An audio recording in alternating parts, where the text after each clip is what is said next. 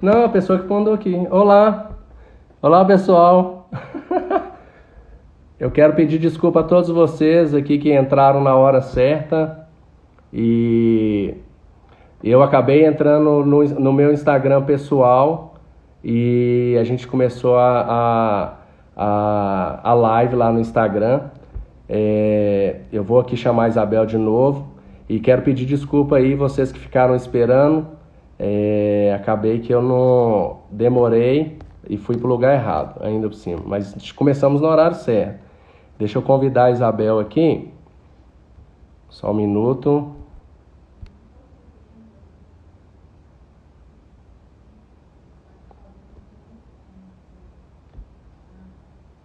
Foi, Isabel?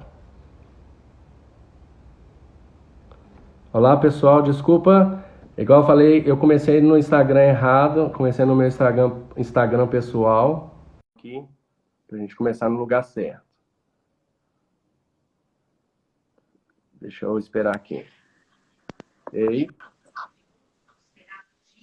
Oi, Bel. Opa, tô chamando a pessoa errada aqui também de novo.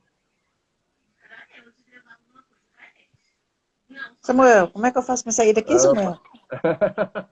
Oi, Inês. Desculpa, Inês. Como é que eu faço para sair daqui? Ó, pessoal, é a primeira vez no Instagram, então vocês não... Samuel, vem cá. Peraí que vai dar certo. Peraí que vai dar certo. Tira eu daqui, Samuel. Deixa eu tirar a Inês daqui, gente. Peraí, Inês.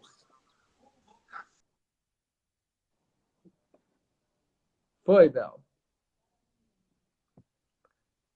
Sejam todos bem-vindos. Nós começamos no Instagram errado. É ao vivo, né? Então acontece, né? É isso aí. Ao vivo, então acontece. Chamei a Inês em vez de chamar a Isabel. Mas eu vou apresentar de novo, porque a gente começou no lugar errado, então vamos começar da maneira certa, né? Meu nome é Rômulo Dante, eu sou produtor do programa em português para o World Christian Broadcast. O nosso programa em português chama Palavra Alegre. E você pode nos acompanhar pelo Facebook, pelo Instagram, também pela nossa página www.palavraalegre.com. E acaba que o nosso site, www.palavraalegre.com, mas nosso site está em construção, você vai poder acompanhar mais da nossa programação lá. E as nossas programações são diariamente, na frequência 9765, por ondas curtas. Você precisa ter um rádio que pegue ondas curtas para você poder alcançar a nossa programação. Eu quero apresentar a Isabel. A Isabel é psicoterapeuta, formada desde 2012. Tem acompanhado diversos casais, famílias, pessoas individualmente. E ela é uma das facilitadoras do curso Encorajando Pais. E vou repetir de novo, para vocês que não conhecem, provavelmente tem muitas pessoas que não conhecem a Isabel. O final do nome dela lá é Dante Fontes. Não é por coincidência, porque ela é minha esposa e é um prazer poder ter ela aqui junto comigo, aqui participando dessa live, pelo conhecimento que ela tem, pelo envolvimento que ela tem. Fala um pouco mais, Isabel, de você. Se eu esqueci de mais alguma coisa. Não, eu acho que você me apresentou muito bem. Bom, mas para quem não me conhece, eu sou esposa do Rômulo. Nós temos 2 filhos, o Enzo e a Júlia. E esse tema, ele não foi escolhido, né, aleatório. É um tema muito atual, muito, muito importante. E muito presente na clínica, né? Então, como psicoterapeuta, muitos dos meus clientes trazem essa demanda, né? A demanda da ansiedade, crise de ansiedade, né? E hoje o nosso desafio aqui vai ser lançar um olhar e construir uma reflexão a respeito da ansiedade, tá bom? Isabel, primeira pergunta para você. Eu espero. Vou falar. Tem um delayzinho aí, né? Então, às vezes a gente vai falar junto. Eu espero que a gente consiga responder todas as perguntas que, né, tiver, se tiver dúvidas aqui hoje, mas se isso não for possível, a gente volta depois, ou com vídeo, ou com algum material, um conteúdo aí para esclarecer as dúvidas, tá bom, pessoal? podem mandar as perguntas para você, né, Isabel? Várias perguntas, as pessoas vão estar mandando as perguntas e, à medida do possível, você vai respondendo, Pode fazer né? aqui, ó.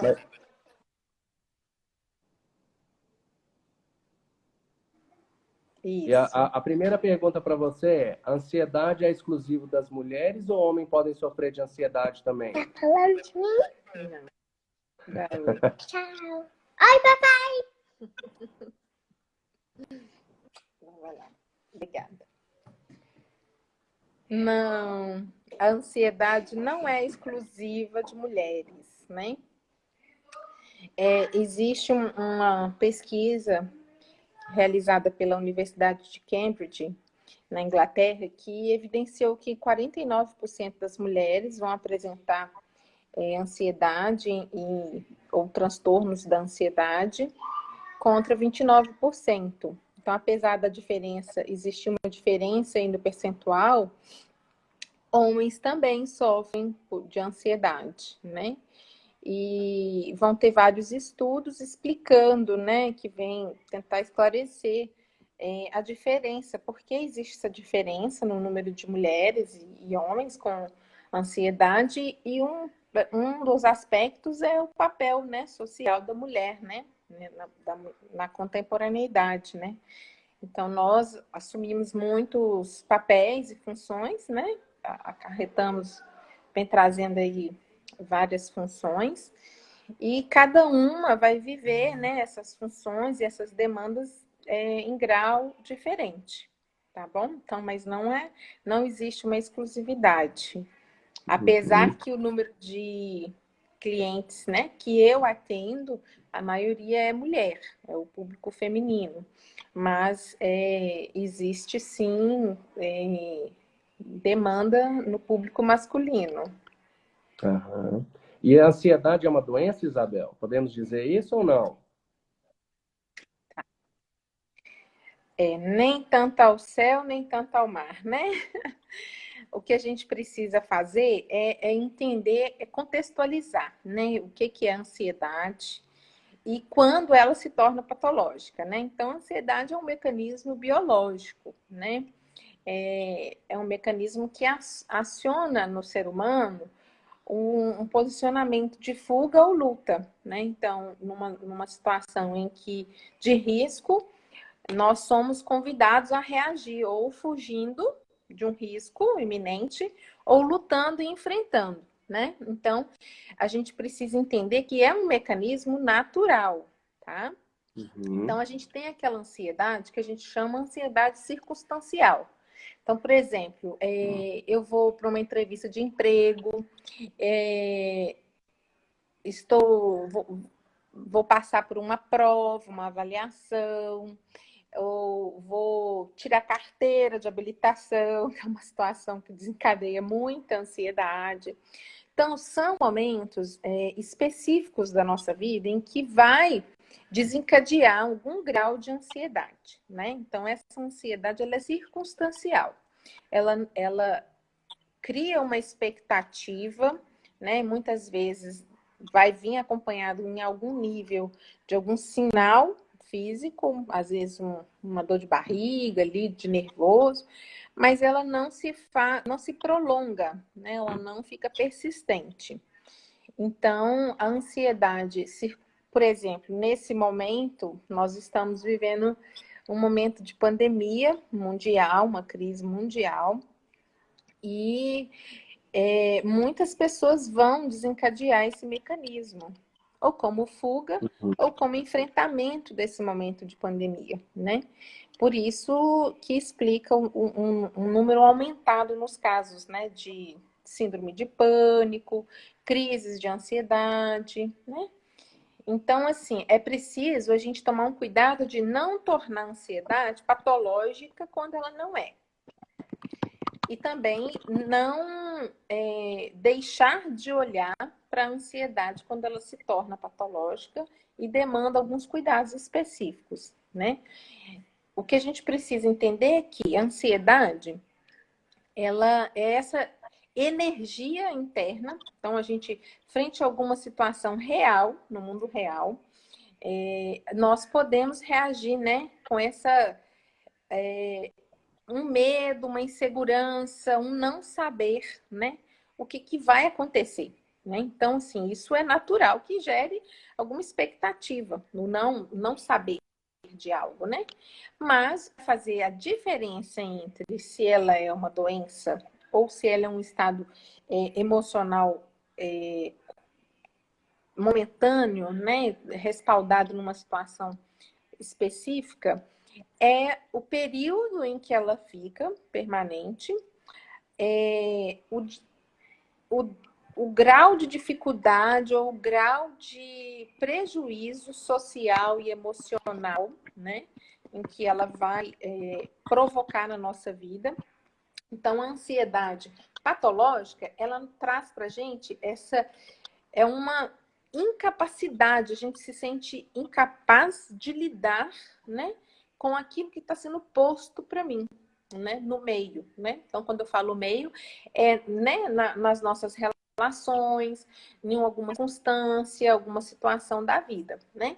Então, assim, só que ela vem carregada com essa expectativa de que algo vai dar errado, ou de que eu não sou capaz de eleger, de escolher as prioridades, o que eu vou enfrentar primeiro, e aí eu vou me confundindo na organização do como que eu vou resolver, o que eu vou resolver primeiro, o que vai vir depois, e eu passo a antecipar os problemas. Então, eu vivo na antecipação. Então, e é uma expectativa catastrófica, ou seja, é sempre uma expectativa de que algo vai dar errado. E é uma falta, é uma dificuldade nossa de viver o presente. Por isso que na clínica nós vamos trabalhar muito a conscientização, a percepção do que está acontecendo no aqui e agora, na nossa relação, para ajudar. Uhum. E como saber se estou no nível de ansiedade patológica? Nós temos várias perguntas já, vocês podem continuar mandando, e aí no final eu vou estar respondendo. Eu estou anotando aqui, então enquanto a Isabel está falando, eu estou recebendo as perguntas, eu estou anotando. Continua mandando. Mas a pergunta agora é como saber se eu estou no nível de ansiedade patológica? Então, como eu disse, a ansiedade patológica, ela vai trazer esse prejuízo social, emocional constante. Então, ela vai ter uma duração maior, ou seja, não vai ser só em momentos pontuais das quais eu sou demandado, vai ser em toda e qualquer circunstância. Eu vou me sentir impotente, incapaz de resolver situações que vão sendo demandadas, né? Que vão surgindo no campo, que a gente fala. Então, outro fator que pode ajudar a gente a identificar quando ela se torna patológica é que ela vai vir associada a um mal-estar físico. Então, você pode sentir falta de ar, sensação de desmaio, tremores, sudorese, taquicardia, né, que é o coração bater acelerado.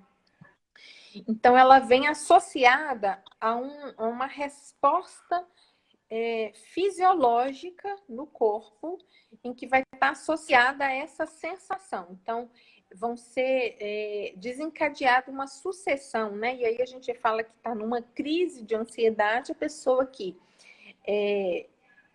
baseado num pensamento que gera uma emoção, um medo, por exemplo, ela vem associada a uma arritmia cardíaca, uma aceleração do coração, uma paralisação, uma falta de ar, por exemplo. Então, ela vem junto com esse sentimento de que eu não vou ser capaz de vencer isso.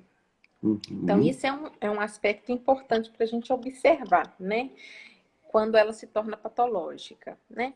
Porque em alguns casos ela não vai ser patológica. Por exemplo, toda falta de ar é ansiedade? Não necessariamente, né? Eu preciso descartar primeiro os aspectos físicos que sejam algum distúrbio orgânico, né? Então, por exemplo, se eu sou tabagista, né? Se eu sou faço uso de cigarro, ou se eu tenho bronquite, por exemplo, eu vou ter uma dificuldade respiratória decorrente do quadro de saúde, né? Isabel, Então, até aproveitando que está dentro desse tema, se a falta de ar também é sintoma, o Ângelo pergunta aqui se a ansiedade pode também dar ataque cardíaco, ou taquicardia, talvez, né? Que é dentro desse assunto aí. o ataque cardíaco que a gente conhece, ele tem um fator físico, né? Uma questão orgânica ali em que o coração não vai desempenhar corretamente a função que ele precisa. O que acontece é uma aceleração no batimento cardíaco, uma dificuldade de respirar, o que vai fazer com que o coração se esforce mais, né, para poder bombear, né? Então, eu não tenho conhecimento de ninguém que morreu de um ataque cardíaco decorrente de uma crise de ansiedade. Em geral, o que pode acontecer é vir vários sintomas juntos. Então, você sente falta de ar, náusea, sensação de desmaio, você sente essa aceleração no batimento cardíaco e, em geral, ela costuma ter aí um tempo de duração, uns 2, 3 minutos, que a maioria das pessoas relatam, né? Nunca ouvi falar, tá, Ângelo, de alguém que veio a óbito em decorrência de um ataque cardíaco que esteja diretamente relacionado com uma crise de ansiedade. Mas, sim, pode trazer outros prejuízos, né? E também, eu nunca ouvi falar assim, disso, mas pode acontecer algum problema decorrente disso, tá bom? Tem mais? Tem O mais uma Sérgio. pergunta. Ele está Eu vou perguntando. chegar. Outra pergunta, Isabel. O que pode fazer para cessar a crise de ansiedade? Então tá. Então, isso aí é uma questão muito importante, né? Assim, mas antes de eu falar sobre, né, o que fazer para cessar, e aí é muito bom essa pergunta, porque o que acontece com a gente? Em geral, a gente não quer sentir ansiedade, porque a gente já tem essa ideia de que a ansiedade traz sofrimento, né, que traz doença, que faz mal. E é muito importante a gente levar em consideração que a ansiedade tem o seu papel fisiológico, né? Como eu disse aqui. E que nem toda ansiedade vai ser patológica. Então, e por que dá crise de ansiedade, então? E por que a gente fica tão ansioso? Em geral, porque nós não queremos olhar para aquilo que está dentro de nós, que é uma necessidade ou um desejo emergente, né, que surge, a gente fica com medo de olhar para aquilo, e esse não olhar faz com que a gente bloqueie uma energia. Então, a gente começa a duvidar da minha capacidade de resolução, de elencar as prioridades que eu preciso para poder resolver uma determinada situação ou tomar um posicionamento. Então, a gente corre logo para...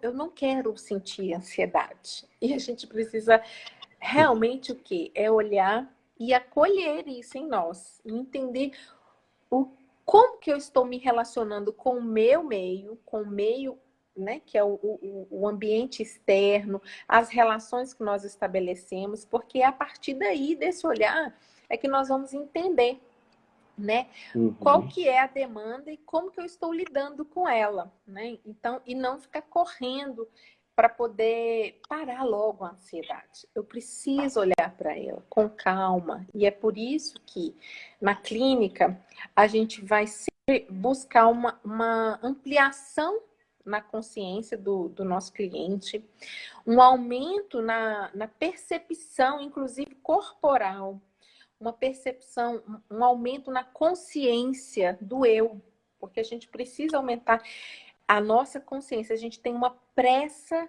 de passar para o próximo problema, e é isso que vai gerando as janelas, são as gestaltes abertas, né? Ou seja, são questões que não foram resolvidas, mas eu mal resolvi uma, Eu nem olhei para essa, eu já estou pipocando para as outras 3.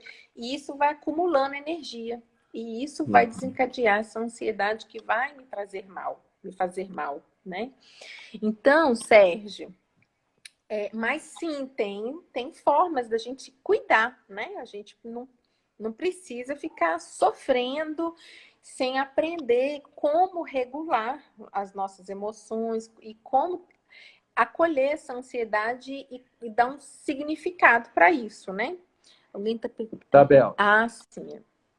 Tem uma questão que é, por exemplo, nós estamos vivendo num período muito complexo, de muitas mortes de pessoas queridas, nossas, pessoas que a gente conhece, tem sido um momento difícil.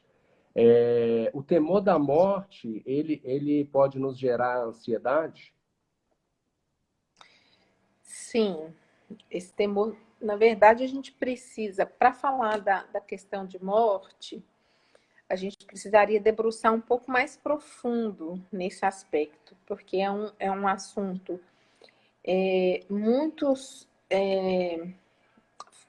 que causa muita dificuldade de ser falado, que as pessoas têm medo, inclusive, de falar, existe muito tabu. E então, assim, é preciso olhar mais profundamente cada caso, né? Mas o que é o temor da morte? Em geral, quando a pessoa vive uma vida e tem projetos inacabados, seus sonhos, suas expectativas, aquilo que ela queria realizar, essa sensação de propósito, qual que é o meu propósito na vida? Quanto mais distante a gente estiver de sentir que nós concluímos ou que alcançamos e que deixamos um legado, mais difícil vai ser a gente olhar e falar sobre a morte, né? A morte, ela se faz presente, né? Para existir vida, existe a morte, né? Então, assim, é a nossa finitude, é aonde acaba definitivamente a ansiedade, né? Que é essa expectativa do não saber, né? Uma vez quando eu quero acabar com a angústia, acabei com a vida. Porque viver é essa angústia do não saber, né? Então, assim, sim, quanto maior os meus projetos inacabados, né? Quanto mais coisas eu desejo realizar e que eu ainda não alcancei, mais eu temo a morte, né? Também tem um aspecto da fé que precisa ser levado em consideração, né? Então, assim, quem vai, né, que, por exemplo, que adoece, de repente, vai para um leito de hospital, muitas vezes ele não vai perceber quando ele atravessou, né, deu o último susto, ele não vai perceber isso. Nós é que vamos ficar aqui com essa ausência, sentindo, né, que a gente precisava de mais tempo com essa pessoa, que eu não tive o tempo suficiente, que a pessoa não realizou tudo. Mas, assim, é muito importante mesmo que a gente olhe com um olhar mais naturalizado para esse evento que se chama morte, que nos traz tanto medo, né? Então, assim, quanto mais eu acreditar de que eu estou cumprindo o meu propósito na vida, os meus objetivos, aquilo para qual eu vim ao mundo, mais tranquilo eu vou passar esse processo, tá? Uhum. E a pergunta que várias pessoas estão perguntando aqui é: mas o que fazer então para acabar com essa Ah, ansiedade? sim. Temos que olhar, né? Temos que olhar para essa ansiedade. Geralmente, gente, a ansiedade, ela nasce dessa necessidade ou de um desejo, né? Que surge. Então, e que muitas vezes a gente evita de olhar. E quanto mais eu evito de olhar, mais isso interrompe o meu fluxo de energia, mais isso traz prejuízo para a minha vida, né? Então, assim, quando a gente fala olhar, e alguém até aqui falou sobre da dificuldade que nós seres humanos temos de nos acolher, E é exatamente isso que é necessário, que é esse acolher esse medo, acolher esse não saber, acolher a minha limitação, acolher a minha fraqueza, acolher o meu erro, que geralmente está pautado na falta. É aquilo que eu não quero, ou que é taxado como ruim, ou um mau sentimento. Ah, não, esse sentimento é bom e esse é ruim. Então, a tristeza é ruim. Então, eu não vou acolher a tristeza, porque a tristeza é muito ruim. Uhum. E não pode ser assim, porque quando eu não acolho a tristeza me abraça. Então, eu preciso olhar para essa tristeza e entender de onde ela vem, qual que é a raiz, o que sustenta aquela tristeza, qual que é o projeto de vida, né? Quais são o que a gente fala de gestalts ou assuntos inacabados que está sustentando ali. Então, Ângelo está perguntando, ansiedade é falta de alguma substância no organismo? Então tá, Ângela, eu já te respondo essa daí, tá? Então, assim, por isso que é importante, não é a gente aniquilar a ansiedade, é olhar para ela e ver o que eu preciso que está me faltando, o que eu preciso olhar que eu não estou vendo, o que eu preciso acolher em mim que eu não estou acolhendo e não estou permitindo. Né? Porque isso bloqueia essa energia e isso fica contida, uma energia interna conflitante, tá? Deixa eu ver aqui se tem mais alguma coisa que eu queria falar em relação a isso. Tá, Ângelo, respondendo a sua pergunta, né, de substância no organismo. O que acontece com a ansiedade, que aí, quando é que vai entrar o uso de medicação? Um pouco antes, respondendo um pouco antes aí, tá, Ângelo? Muitos casos da ansiedade são resolvidos na clínica, com psicoterapia. E, geralmente, consegue se resolver muitos sem uso de medicação, tá? Agora, em alguns casos, e aí é o que a gente vai chamar de transtornos ansiosos, né? Que aí, na verdade, é um conjunto de fatores, né? Então, nós temos aí dentro do transtorno de ansiedade generalizada, transtorno do pânico e outros, né? Então, nesses casos, aí entra a medicação, né? A medicação é prescrita por um profissional qualificado, um psiquiatra, tá? Então, psicólogo, psicoterapeuta não pode prescrever medicação para nenhum paciente, nem de depressão, nem de ansiedade, nenhum tipo de medicação, tá? É permitido, somente a psicoterapia. O que a gente faz é, junto com o paciente ali, o cliente, a gente começa a fazer os trabalhos e junto a gente vai avaliando se realmente é um caso de entrar com uma medicação. A medicação, o que ela vai fazer no organismo? Ela vai trazer um equilíbrio ali, né, nos neurotransmissores, para poder ajudar a trazer um pouco de estabilidade para o cliente, para ele lidar com as questões que ele precisa lidar. Então, por isso que, assim, se você toma medicação exclusivamente, sem fazer psicoterapia, você não está tratando a ansiedade. Você está tamponando, tá? Então, você não está tratando a causa, a raiz que gera a ansiedade. Você está tratando sintoma, tá?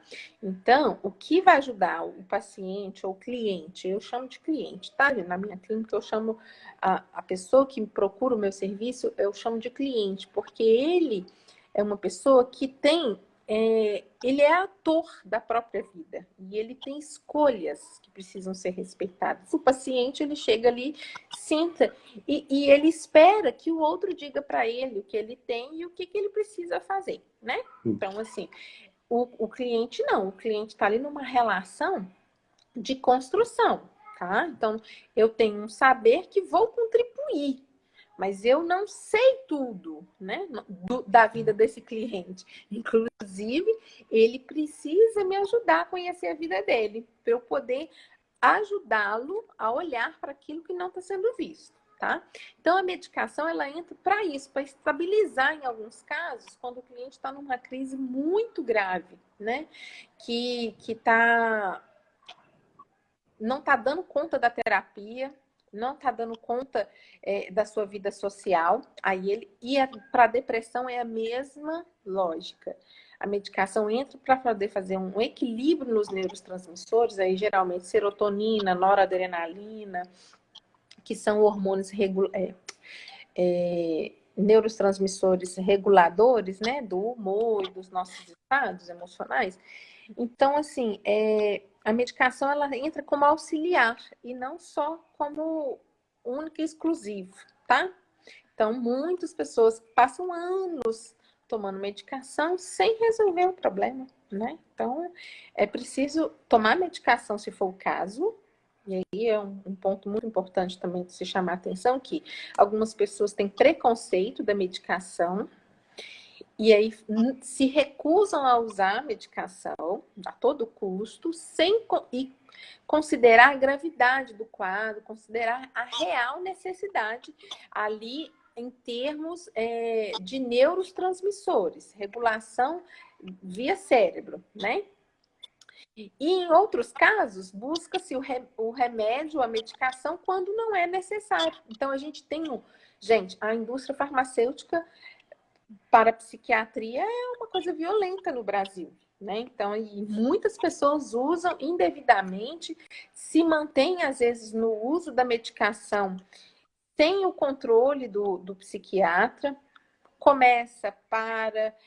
Tem toda uma ciência, toda uma compreensão, um jeito certo de entrar, de fazer manutenção, de interromper a medicação psiquiátrica, tá, gente? Então, é uma coisa muito séria. Quando a gente resolve tomar a medicação, a gente realmente tem que fazer essa parceria com o seu médico e com o seu psicólogo, tá bom? Isabel, você falou sobre depressão. A Uhum. Lilian mandou aqui antes, aqui, ó. Depressão é excesso de passado, o estresse, excesso de presente, e a ansiedade, excesso de futuro? Sim, é uma forma assim bem mais simplificada de entender, mas é isso mesmo, né? A depressão, você está preso, né, geralmente na sua história, vítima, né, daquilo que aconteceu com você, você não consegue romper, né, aquela vivência, dar um novo significado para ela e você fica preso ali sem conseguir avançar, né?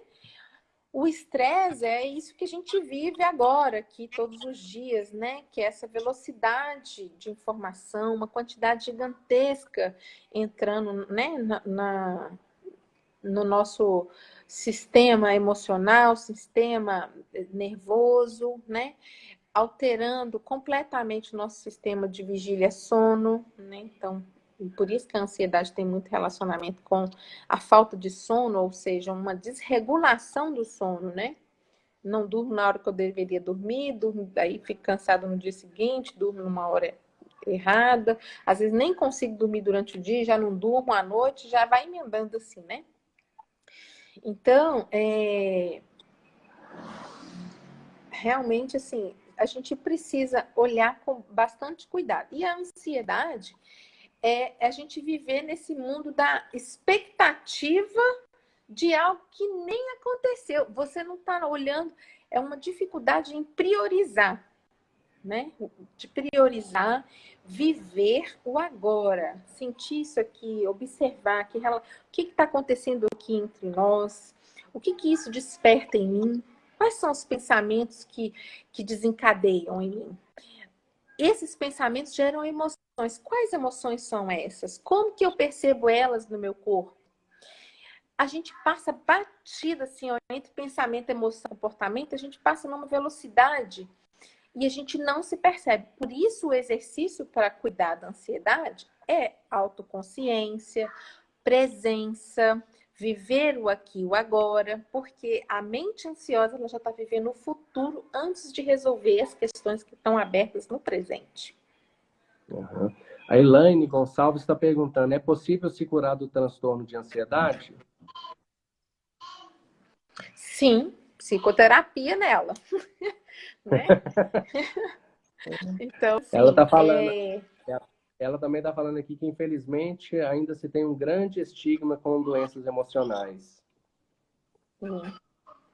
especialmente, gente, no meio evangélico, às vezes a gente tem uma leitura errônea de que se eu tenho depressão ou algum outro tipo de problema, uma ansiedade, por exemplo, que é falta de fé, que é falta de dar lugar a Deus, de que eu não estou permitindo que Deus direcione a minha vida. E isso é muito importante a gente olhar, porque a gente precisa, sim, de Deus, Ele está no centro da nossa vida, mas nós somos seres psicossociais. Então, nós temos uma instância psíquica, somos emocionais e somos relacionais. Então, várias pessoas usadas por Deus de forma tremenda foram pessoas que tiveram depressão, né? Elias, né? É um grande exemplo, por exemplo, Deus teve que ir lá, né? Alimentou ele na caverna, com corvos. Então, mas nem por isso, pelas suas limitações ou suas dificuldades emocionais, eles não foram usados por Deus. Deus tratou disso na vida deles. Então, a gente precisa, sim, olhar com carinho para a nossa necessidade, para o nosso emocional e deixar Deus entrar nessas áreas, né? E o profissional psicoterapeuta, ele é o profissional capacitado, ele tem uma formação com uma escuta apurada, direcionada para te ouvir, te acolher, né? Então, e aí eu costumo dizer com as minhas clientes, os meus clientes, que não é uma relação de amizade, né? Eu estou ali centrada, dedicada a entrar nesse mundo do meu cliente para entender como que é que ele estabelece essa relação com o mundo, com os outros, né? Trabalhando para uma ampliação da consciência dele, para que ele amplie o olhar dele para as coisas que estão acontecendo na vida dele, né? Então, isso é muito importante. Nós não precisamos ser vítimas para o resto da vida de medicação. Também não estou aqui para julgar quem usa medicação ou que está usando medicação por um longo período. É um olhar que eu, dentro da minha experiência, né, tenho em relação a isso. Mas nem todo mundo pensa como eu, nem todo profissional também entende dessa mesma forma, mas, de fato, o processo de psicoterapia ele é de extrema importância para o ser humano dar a volta por cima. E aí, o Sérgio perguntou, né? Vou entrar aqui já de uma vez, então. Bel, só uma pergunta aqui, ó. Tem uma tem pergunta mais? aqui. Tem. Como trabalhar a ansiedade nas crianças nesse período de pandemia? A Jane Souza está perguntando. Tá. Primeiro, basicamente, o olhar é o mesmo para o adulto, que é criar esse espaço para que elas falem, para que elas deem significado às emoções. Então, as crianças têm muita dificuldade de nomear o que elas estão sentindo, né? Então, a gente pode ajudar a elas dando nome para esse sentimento. O medo, tô com medo, a tristeza, né? Eu tô muito triste. Então, tô assustada, tô aterrorizada. As perguntas em relação à vida e à morte surgem direto, e aí a gente não precisa se esconder com medo de responder. A gente precisa falar para elas que a vida tem um ciclo, né? E que tudo que é uma fluidez, né? Nós nascemos, crescemos, desenvolvemos e findamos a nossa jornada aqui, né? Assim como todos os seres vivos, né? Então é importante, quanto mais natural for o meu olhar para isso, quanto mais aberta eu estiver para ouvir o que eles têm para dizer, então dá bastante espaço deles simbolizarem. O que é isso, gente? Simbolizar uma situação. É dar esse sentido, esse significado. Em vez de eu falar para ele, você tem que sentir assim, assim, assim. Ou, morte é isso, isso, isso, isso. Você entendeu? Não, é você. O que você acha? O que você entende? O que você já ouviu? Que quando você faz isso primeiro, você dá voz para a criança e você passa a escutar ela a partir da perspectiva dela, de criança. E depois Uhum. a gente só vai corrigir aquilo que extrapolar, né? Mas, em geral, também não é imprimir o meu olhar única e exclusivamente. Deixar a criança fazer a interpretação dela e a leitura. Então, o lúdico, ô Jane, ajuda muito, né? Ah, mas e se eu tiver adolescentes? Aí são os jogos, que são uma ótima oportunidade da gente estar fazendo conexão com eles. Então, sim, conecte-se a eles, né? Encontre aquilo que eles gostam de fazer e esteja com eles fazendo, sabe? Porque é nesse momento que vão aparecer algumas perguntas, alguma dúvida, e aí você vai dando liberdade, vai escutando. E, gente, não julgar a emoção da criança, não categorizar. Isso é bom, isso é ruim, isso não pode, isso pode. Porque a gente vai tolhindo a criança de falar. É. Aí ela fala, então não posso falar sobre isso com a mamãe, né? E a gente tem muita dificuldade, viu, gente? Sabe por quê? Porque a gente, como adulto, tem dificuldade de olhar para as próprias emoções. Uhum. Então, dá um pouquinho de trabalho, mas a gente consegue, tá bom? Isabel, Oi. a longo prazo, quais são as consequências da ansiedade? E aí depois a gente pula para continuidade. Essa pergunta e depois a gente pula para outra. Nós já estamos quase em uma hora aqui Então, já. a longo prazo traz esse prejuízo, né, socioemocional. Então, por exemplo, uma pessoa que está em estado ansioso constante, né, ela tem baixo rendimento, prejudica a memória. Ó, deu uma travadinha aí em você. Voltou? Doutor. Então, ó, o prejuízo da memória, né, baixa concentração, irritabilidade, né? Às vezes pode trazer uma compulsão, aí de repente é uma compulsão alimentar, uma compulsão por uma determinada atividade, né? Porque a gente sobrecarrega num ponto, querendo despejar lá, né? A energia que está contida. Então, ela vai trazendo ao longo com o passar do tempo, né, com essa persistência, inúmeros prejuízos, né, especialmente nessas áreas, né? Então, os relacionamentos ficam prejudicados. Porque se eu Sim. não estou, né, se eu estou sempre esperando que algo terrível vai acontecer, eu tenho muita dificuldade de olhar para situações vislumbrando soluções. Eu só vou ver e sempre temer algo terrível. E sempre vou olhar achando que eu não tenho capacidade de resolver. Quando cada um de nós tem capacidade de resolver, né, seus conflitos, muitas vezes precisamos de ajuda. O que não fala que a gente não é capaz de resolver, nós somos capazes. Às vezes vamos precisar de um outro, né, para ajudar a gente a enxergar isso, tá bom? Quais algumas atitudes que podem contribuir para uma melhora significativa, Isabel, desse quadro ansioso? Para a gente finalizar. Então, como eu falei aqui, em vários momentos, né? Uma dessas coisas é a gente realmente olhar, né? Olhar para dentro, olhar para nós mesmos e acolher isso que nós temos medo de ver. Então, às vezes é um sentimento que não é bom, mas eu preciso olhar para ele, por quê? Se eu não olhar para o que está lá, eu não tenho condições de mudar.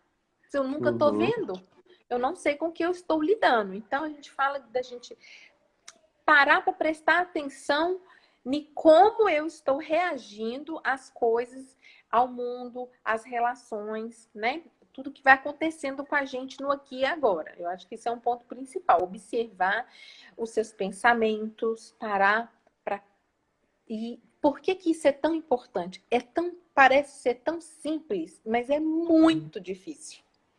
Porque a gente vive numa velocidade e por isso que a gente vai ficar ansioso, porque a gente mal resolveu um problema e já vai abrindo outros antes mesmo de resolver, né? Então a gente tem uma pressa e uma falta de percepção de nós mesmos enquanto nós estamos vivendo isso. Então a gente precisa se perguntar: como eu me sinto diante dessa situação? De que forma que isso me afeta? Onde que dói? Né? Porque quando a gente está adoecido, dói tudo, né, gente? Dói a cabeça, dói os ombros, dói o braço, dói a perna, dói a barriga, dói a garganta, né? Então, se a gente não abrir espaço para poder olhar para isso, nós não vamos conseguir tratar, né? Então, assim, a gente precisa realmente acolher isso, olhar, prestar muita atenção no pensamento, porque entra no pensamento, se a gente não criticar ele, ou seja, se a gente não questionar esse pensamento, se a gente não colocar ele num contexto, verificar de que forma que aquilo pode contribuir positivamente ou negativamente para a situação, deu uma travada de novo. Tá dando uma travadinha. Tá travando para vocês aí, gente? Manda aí Então, informações aí pra gente saber. se eu não criticar os meus pensamentos, eles vão sedimentando e cristalizando. Então, a partir daí é que se estabelecem crenças, e crenças limitantes, e pensamentos intrusivos, que chegam de repente. Então, muitas vezes, eu ouço relato. Eu estava lá assistindo televisão e, do nada, eu comecei a sentir uma vontade de desmaiar, uma fraqueza, uma bambeza, uma náusea. Não foi do nada. É porque ela só percebeu naquele instante em que os sinais físicos começaram, né? Então, é aí que é o cuidado. É olhar de onde veio, o que está vindo antes, esses pensamentos, né? Olhar para esses pensamentos. Uma coisa legal, que é uma dica legal, mas nem todo mundo faz, é anotar os pensamentos. Porque quando a gente não anota, a gente esquece. E aí, se esquecer, aí você pensa ali, tô lavando vasilha, aí vem um pensamento, aí eu questiono ele. Mas aí, se eu não anotei ele, depois eu esqueço dele, nem paro para refletir de novo. E muitas vezes vai ser legal eu voltar para aquela anotação e falar assim, olha só, olha o que eu pensei, de onde que nasce esse pensamento? Aonde na minha história eu ouvi isso? Como que eu fiz essa leitura de mim mesma, do mundo, né? Que são os questionamentos que a gente faz. Uma coisa boa também é criar rotina. Por que, gente, rotina? Porque a gente confia muito na nossa capacidade de armazenamento, né? Na memória. E aí a gente fica ali, a gente estabelece uma rotina mental. E a gente sobrecarrega o sistema. Aí você fica assim, e nem repare. Nossa, eu não posso esquecer aquele negócio, eu não posso esquecer, eu não posso deixar de fazer isso, eu não posso deixar de ligar para o ciclano. Só que isso está gerando energia interna e consome você. Então você fica ansioso, com medo de esquecer, e você esquece porque você está sobrecarregado. Então, você fazer uma rotina, você anotar no papelzinho ou numa agenda o que você tem que fazer. Se não der para fazer tudo, você joga para o dia seguinte. Aí risca ali o que você fez, joga para o outro dia. E aí você vai conseguir gerenciar, né, a sua ansiedade, tá? Uma coisa legal também, e que isso está relacionado a essa consciência de nós mesmos, é ver o que realmente é importante para agora. Qual que é o problema da ansiedade? Como eu não estou presente no agora, eu estou pensando amanhã, no que eu vou fazer daqui a pouco, das 9 horas, o que eu tenho que fazer ainda hoje. E aí... Oi? Oi, Isabel. Só um minutinho que a Isabel volta, para a gente poder continuar falando. Oi?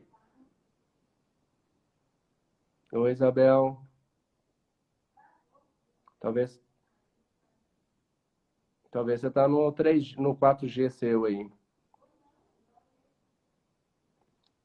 Só um minutinho que a Isabel já volta, gente, para poder tirar as dúvidas aqui. O meu tá travado também, pessoal? O meu também está? Porque o meu não parece estar travado, não.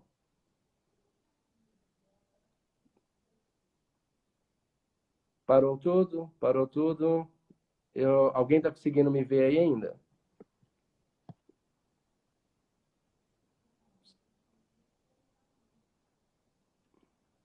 Eu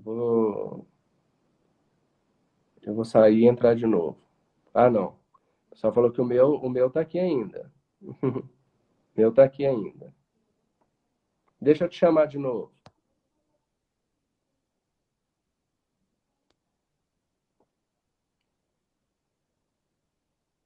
Espera aí, gente, que a Isabel tá voltando.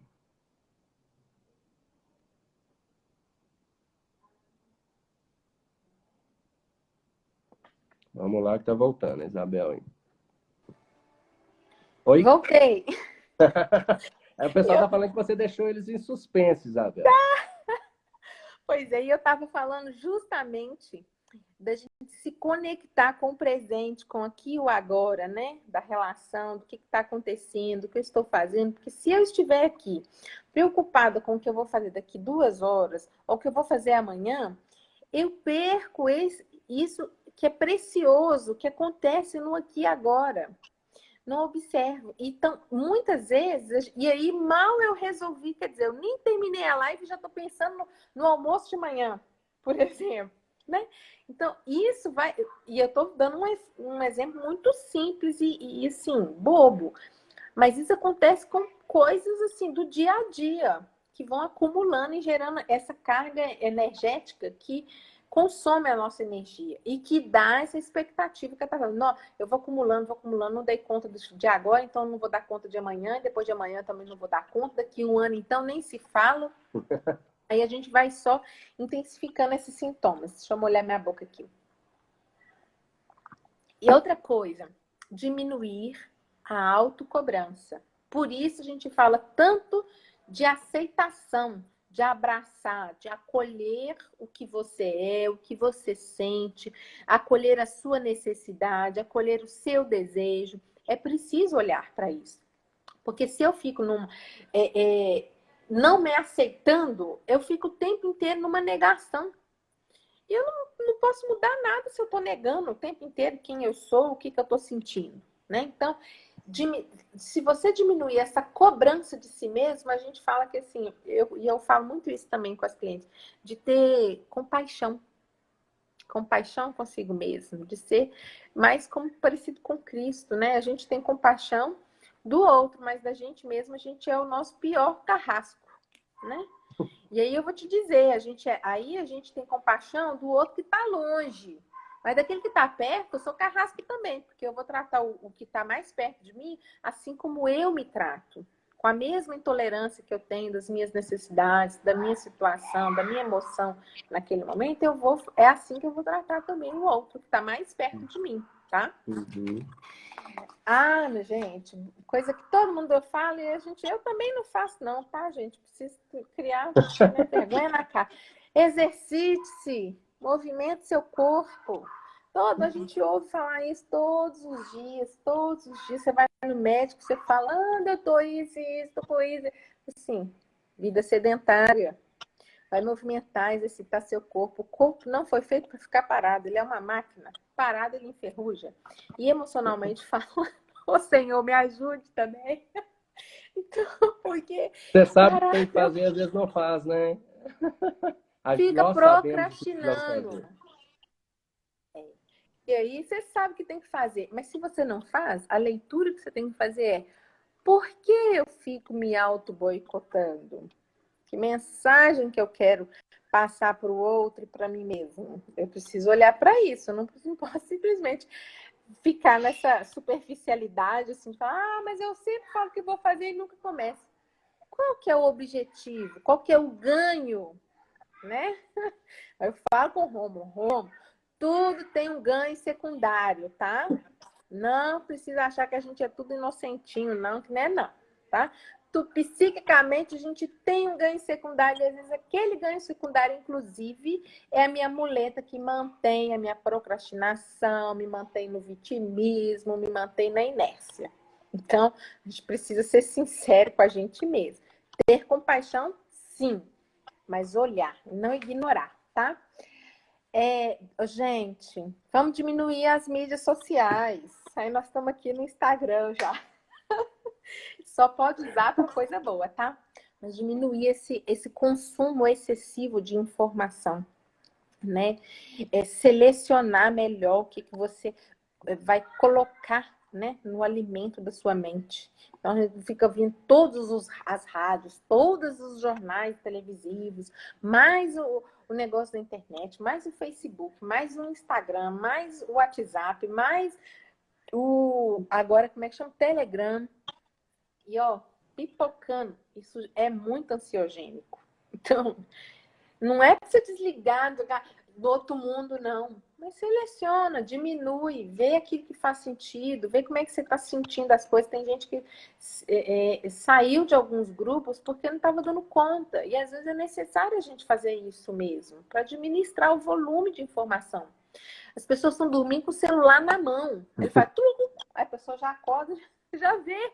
O celular precisa ser na hora. Então a gente tem que cuidar disso. A gente não pode dar mole, porque esse volume terrível de informação é um volume extremo.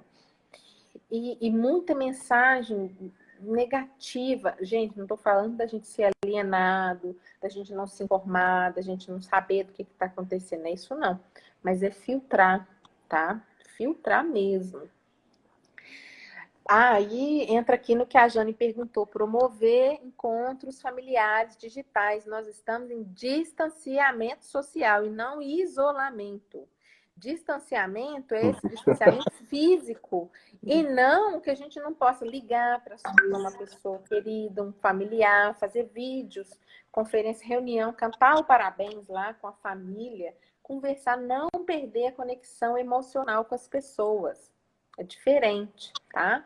Incluir as crianças aí no meio dessas atividades com a família que sejam online, né?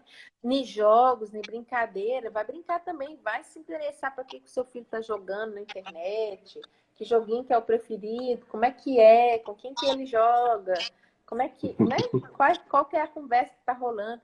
Porque você vai estar fazendo parte da vida dele, né? Ele vai se sentir muito importante.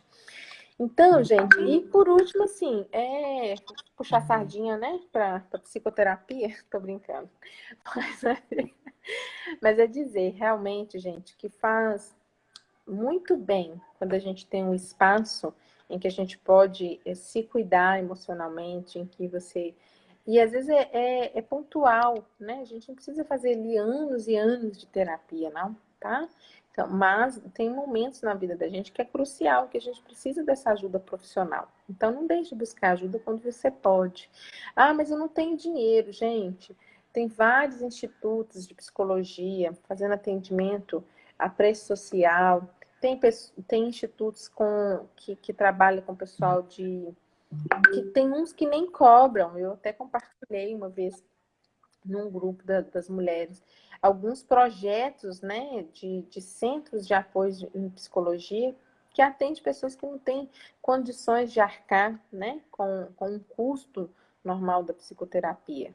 Você vai gastar menos dinheiro na psicoterapia do que em remédio.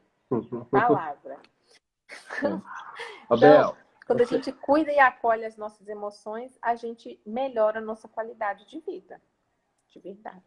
Você uma vez falou que tem para quem perdeu alguém de Covid, né, vítima da Covid, tem algumas clínicas que estão fazendo tratamentos gratuitos, né? Sim, tem. Então, assim, tem alguns projetos, né, que estão fazendo atendimento gratuito. Tem um que, na verdade, tem que passar por uma triagem, né? Que é a psicoterapia em EMDR, que oferece 8 sessões. A EMDR é uma abordagem, né, da psicologia que vai fazer estimulação bilateral através da estimulação ou dos olhos ou sensorial, né? E tem um impacto muito profundo, né? Tem uma resposta muito boa, com curto espaço de tempo, né? Então tem esse projeto. Tem o Instituto Mineiro de Gestaltoterapia também, que tem a clínica social para quem não pode pagar. Então, gente, tem muita oferta, a gente precisa buscar. Tem o ambulatório do Carmo também, que faz atendimento psiquiátrico e psicológico com preço social também, né? Então, nós temos recursos, precisamos buscar, tá? A PUC, Heloísa né? Heloísa falou, colocando aí, né? sim, sim. A importância também, né, Isabel, da continuidade, né? Às vezes a pessoa começa, sente um pouquinho bem e depois Sim. já larga, né? Mas precisa ter uma continuidade, não é verdade? Uhum. Então tá bom. Obrigado, Isabel.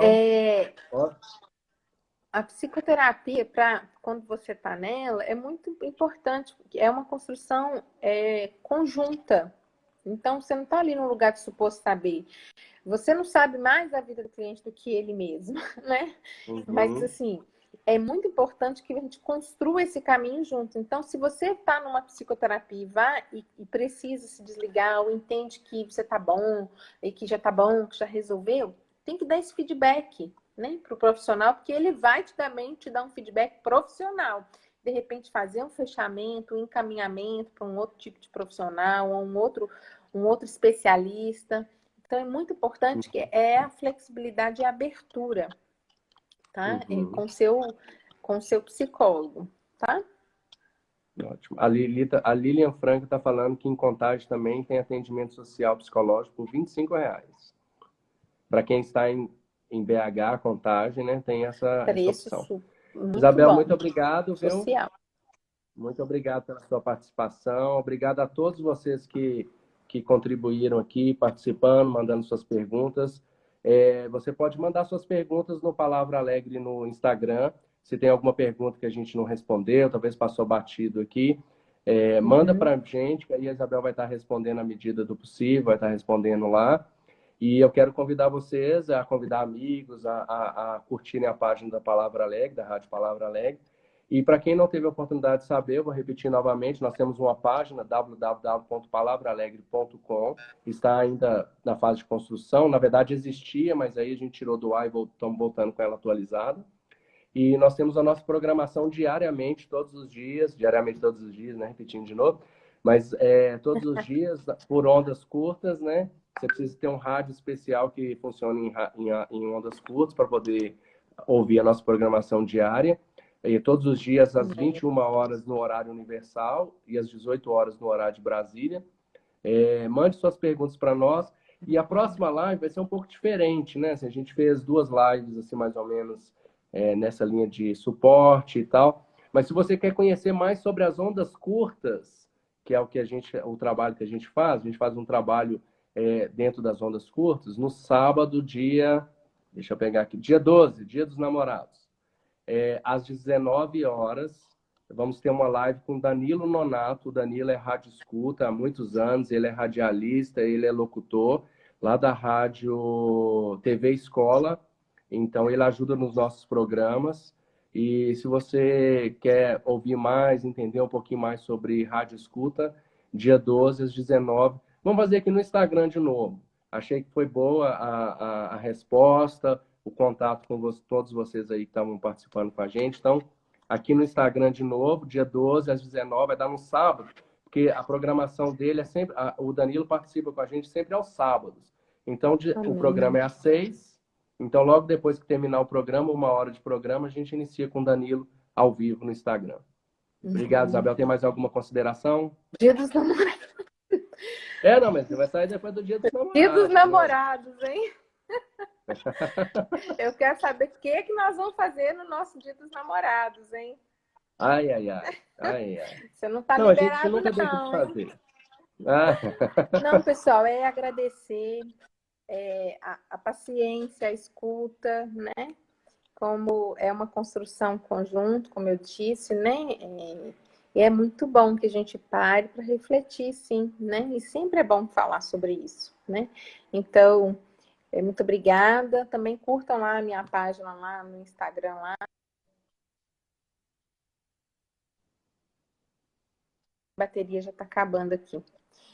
Curtam lá minha página no Instagram, isabeldante.psicóloga. E se eu puder ajudar com mais alguma coisa, estou às ordens, tá bom? Muito obrigada. Boa noite. Obrigado a todos vocês e até a nossa próxima live, pessoal. Um abraço, fique com Deus.